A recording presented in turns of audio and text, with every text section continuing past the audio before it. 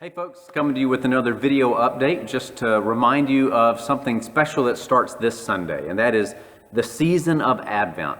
I know it's a busy week. A lot of other important things happen, like Thanksgiving, like a break from school, like maybe some major college football rivalry games, in particular the Iron Bowl here in Alabama.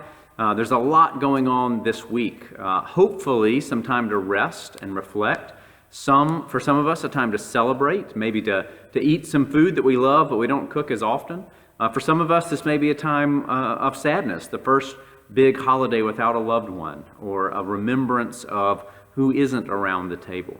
There's so much going on and packed in these full days this particular week, but I want to make sure that you don't forget this coming Sunday, November 28th, is also the first Sunday of Advent. As we live in between these times where we remember and celebrate the gift that is Jesus Christ's birth, life, death, and resurrection for us, celebrate what's already happened, and as we look ahead to what has not yet been completed, the fulfillment, the culmination of God's goodwill for us. As we live in between these two times, the season of Advent trains us, both in our heads and in our hearts, to live in between times, to celebrate and to look forward in hope, but also to acknowledge the reality that we are not there yet. And so the grief that comes with that and the mourning that comes with that, mixed with the joy and the celebration. During the season of Advent, we'll begin lighting. I'll pull you around, you can see over there, our Advent candles, our Advent wreath candles. We'll start each week, we'll light a different one, and on Christmas Eve, we'll light the Christ candle. Our Advent banner reminds us of these four candles as well, that represent hope, love, joy, and peace. We will celebrate the beginning of the church year.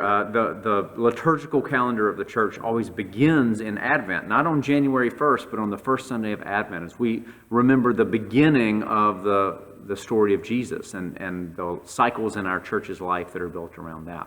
There's much going on in the season of Advent in your newsletter and the weekly emails and the bulletin inserts. There's all sorts of information about our wonderful Advent devotion booklet and details about special worship services and celebrations for folks of all ages. So we hope you'll pay attention to all those announcements.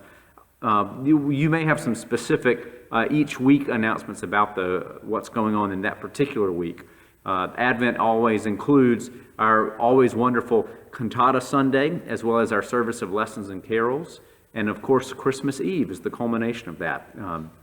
Our 4 o'clock and 8 o'clock services up here at the church. So I just want to, in the midst of all that we have to be thankful for in this week of Thanksgiving, I want to remind you about Advent. To be thankful for that as well. Thankful for the gift of good news of great joy, even as we live in a weary world.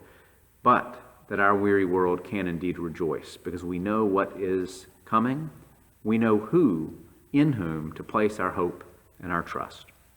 I'll see you on Sunday. Have a great Thanksgiving. Bye, everybody.